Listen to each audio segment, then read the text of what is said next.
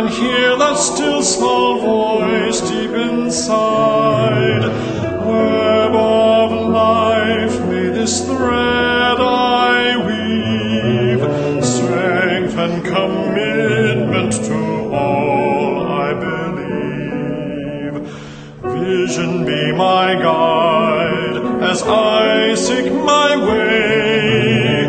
Lead me into this tender day. Speak through me in all I do and say.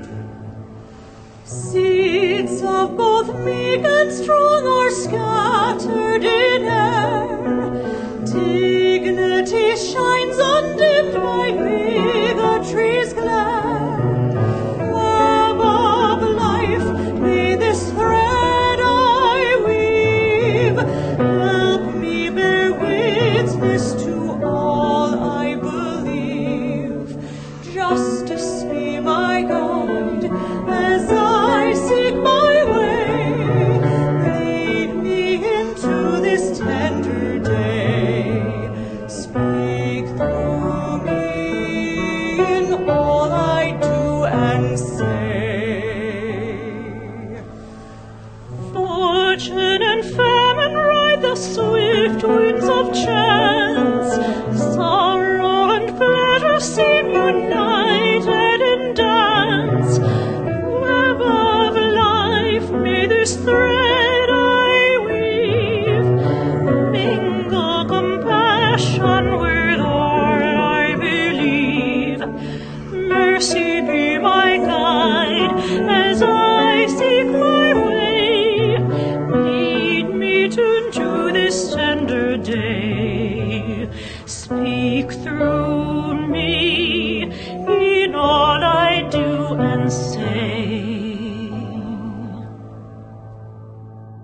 2021, as Lori said, is the year of the ox, the yin metal ox.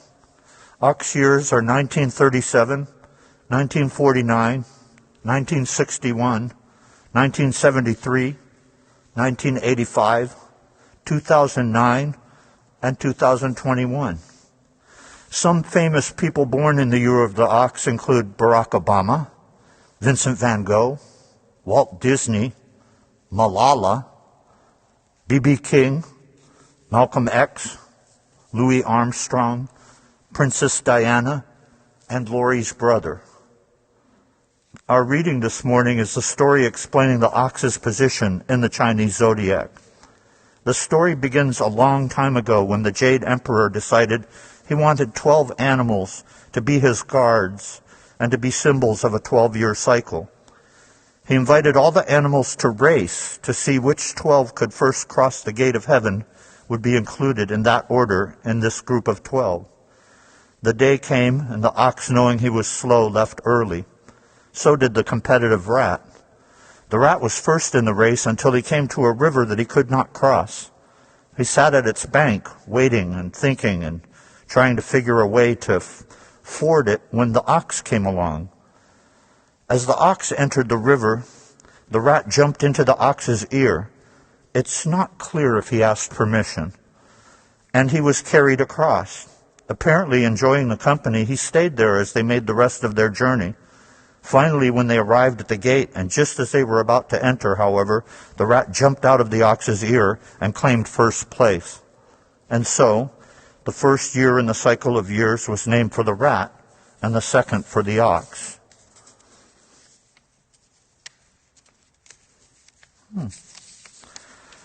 According to author and host of the podcast Uncanny Japan, Tersa Matsuura, people born the year of the ox are supposed to be hard and determined workers, diligent, faithful, honest, who achieve their goals thanks to their persistent effort. They think carefully about everything before acting, are concrete and down to earth, don't get caught in illusions, don't care much about others' opinions or for praise. They are not always good communicators, but can be gentle personalities, good minds, good listeners, and good to family and friends. Seems like a great time to welcome the year of the ox.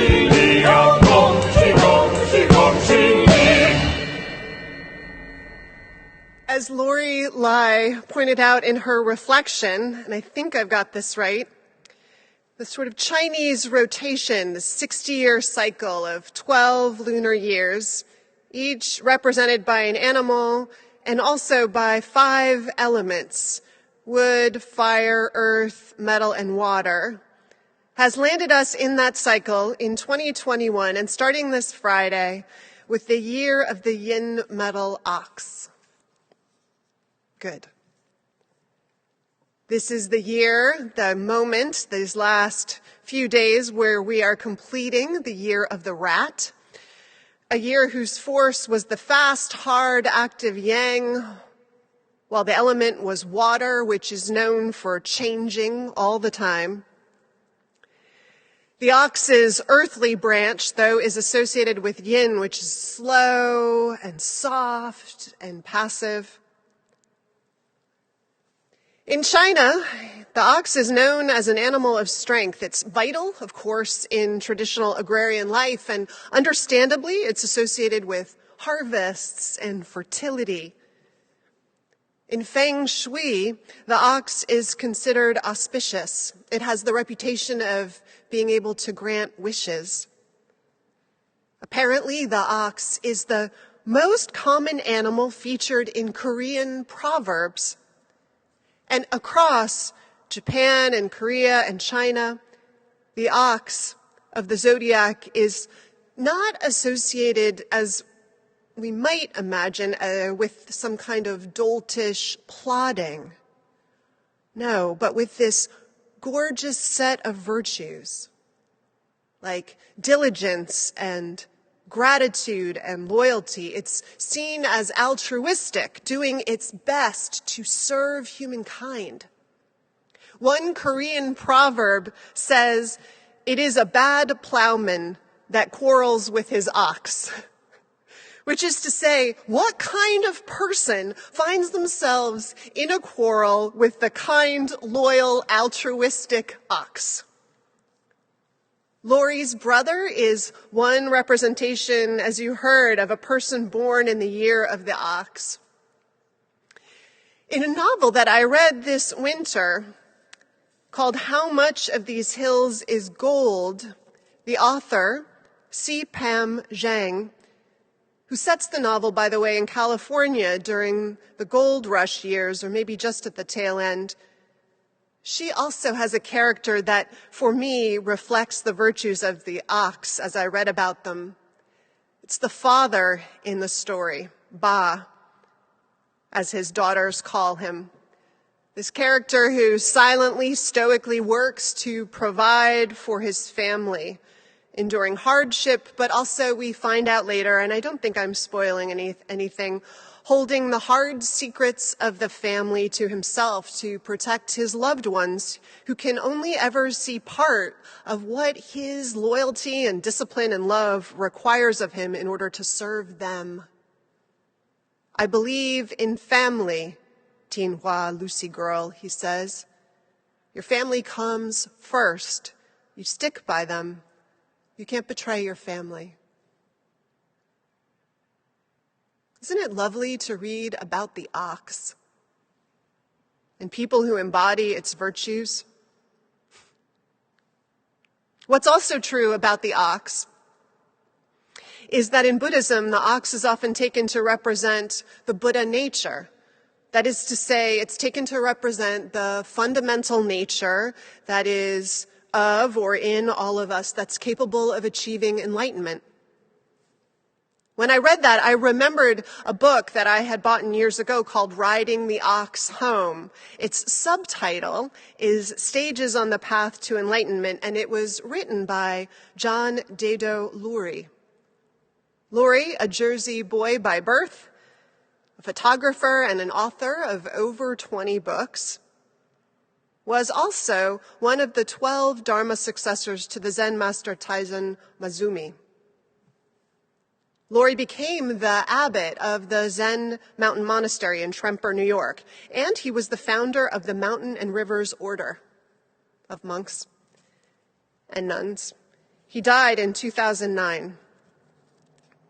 Among the written works that he left behind were translations of poems and then commentary on them, and the accompanying nanga, or Chinese brush-style paintings, that are of a traditional text and imagery that dates back at least until the 12th century, and maybe before, and may have actually even been Taoist in its origins, according to one source that I read.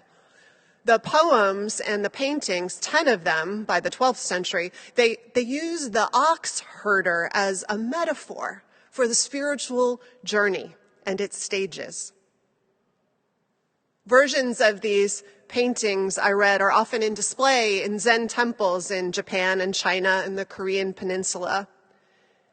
And Lurie's book explains what he learned of what they say or point to in the stages and the struggles and the rewards of the Zen path, you might say, up the mountain. The paintings begin with a child who's looking for an ox in what is an exhausting search. In fact, it's only by the third of the poems that the boy even sights the ox, and in Lurie's version, just its hindquarters in some brush sticking out. Until then, the journey described is this child's search for something that he knows is there, a child who launches into the journey with faith and determination, but also moments of doubt and exhaustion. And once he finds the ox, there's the work to draw it along with him, to slowly, over time, learn to work with and move with and be one with this ox, the way I suppose the farmer ultimately, ideally, is one with the ox as the two of them work through the fields. Except in these poems, once the union of the ox and the boy, who's now a grown-up, takes place, the ox disappears from the imagery. It is a Zen teaching, after all. Having merged with the Buddha nature, divisions dissolve between self and other, between soul and mind. Quote, whip, tether, self and ox, All have merged. No traces remain, the poem says. By now, the boy, come man, walks through the rest of his journey to enlightenment, and then, late in the poem cycle, the old man, having gone up the mountain, you might say, and seen the truth of things, particularly of himself and the underpinnings of the universe, having grown in compassion and connection, letting go of false grasping, is ready, commanded in this last stage to return to the world again, like the Buddha after enlightenment, who also returned to the world of suffering to serve. The ox in all of this, according to the poetry, is the part of ourselves that we easily lose and have to go looking for. It's the part that's always there, somewhere, which we will learn again is actually foundational to who we are, our essential nature, but who we have to sometimes search for and befriend with the determination and faith and struggling through the doubt and exhaustion that the boy did. And if we're lucky, or more so, if we're disciplined and diligent, it's the part we will dissolve back into. The last poem describes our re-entry into the world with all its secular, distracted frenzy and the business of living. Quote, entering the marketplace barefoot and unadorned, Laurie's translation reads, blissfully smiling, though covered with dust and ragged of clothes. Using no supernatural power, you bring the withered trees spontaneously into bloom. Reading that description got me thinking about who I have known who felt like such a presence. People talk of the Dalai Lama being that kind of presence, and from afar, he certainly always seemed that way. My grandmothers both felt like that to me toward the end of their lives, women who had nothing to prove, the wisdom of perspective, and who trusted the world and my essential goodness. That's how it felt. And patting your hands kind of transmitted that trusting to you. And there was a priest I met, a convert from Hinduism who had been very close to my husband's family. He was like that. I mean, Father Bulchand had been a contentious, challenging priest in his time, gotten into some complicated political dynamics. At least that's what I gather. But when I met him, he was older. He baptized Lila, our daughter, a person who converted from Hinduism, knew the larger scope of the spirit, I figured, and seemed like a good person to do that blessing. And once, when we went to visit him, and we took Lila to him when she was a baby, she was crying up a storm. He got into the passenger seat in the car, then bent from osteoporosis, and he reached out for her with his arthritic hands. We handed her over, and holding her, he just smiled and laughed as she fussed and fussed.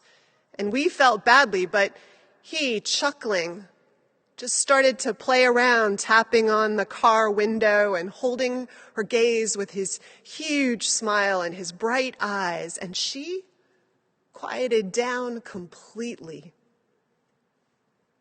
I think of that kind of presence, which I think is one shaped by a lifetime of practice, of deep reflection, of struggle to know yourself and work, and surrender to disciplines of mind and spirit that center you in the right places, which is also what the book makes a point of again and again, the poems, the paintings, that at each stage, and especially as we think we're getting wise in this journey, getting a handle on the truth and on ourselves, the risk is always the same, always there, to abandon the practices or whatever systems of inner and outer accountability we have. Forget the study and the ritual, the meditation, the prayer, whatever it is that got us there.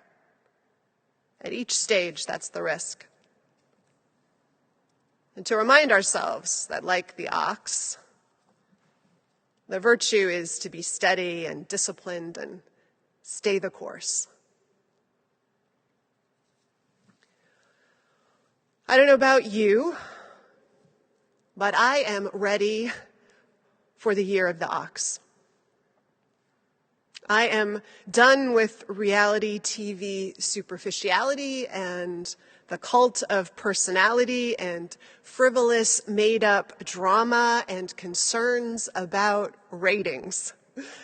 I feel like I have been living in a world force-feeding us all junk food, no nutrients, lots of calories, toxic additives, and that we are, I think, soul-sick from that ersatz version of life.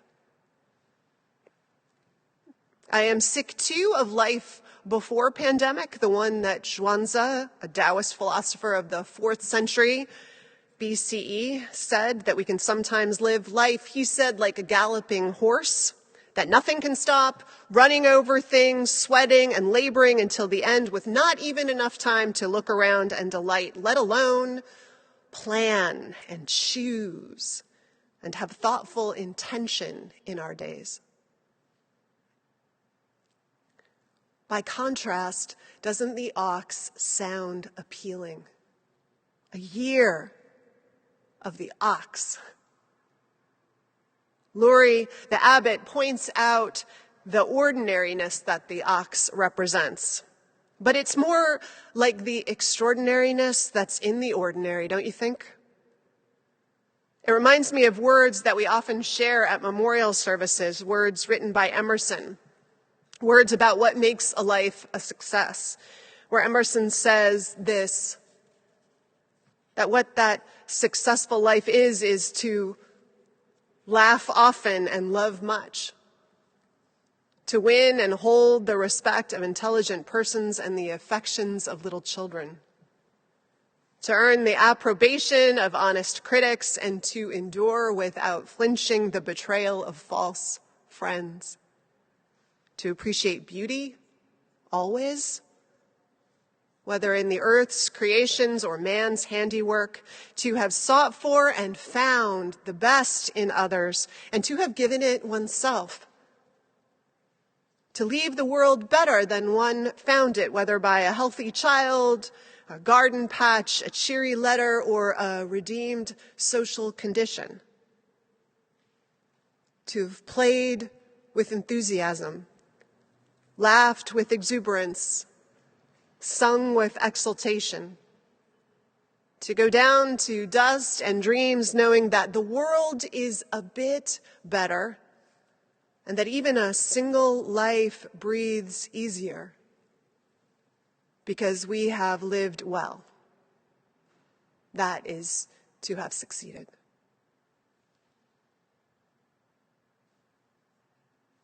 I want that for us this year. And it sounds a lot like the ox to me. A year of oxen ways, steady and disciplined and loyal and good to family and friends, good mind, but not asking a lot of praise, deliberate, a little stubborn at the right times, strong, not flashy, ordinary, in all the extraordinary kind of ordinary ways.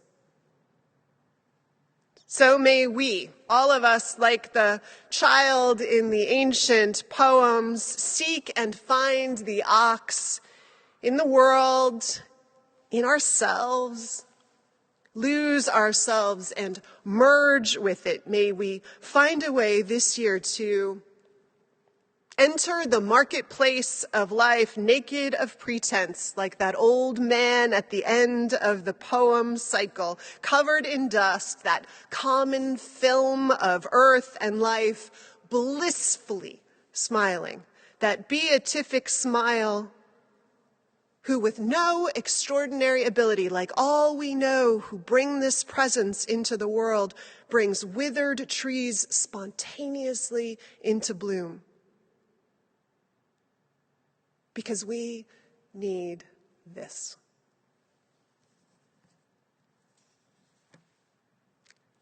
So gong hei fat choi to all of us. And may the ox carry us through the gates of this year's heaven to a year of joy and peace and love and deep satisfaction and health and wisdom and the compassion that brings the world to bloom. Happy New Year, everybody. Amen.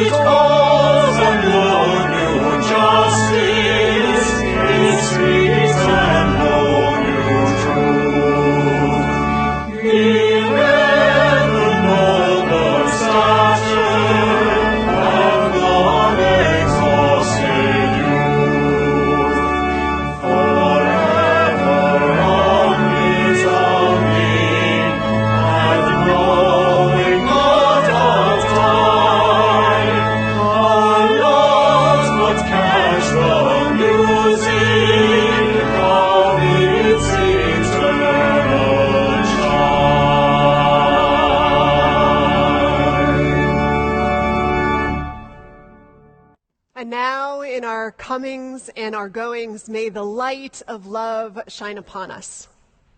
Out from within us, be gracious unto us, and grant us peace. For this is the day, this is the year we are given. Let us rejoice and be glad in it. Amen.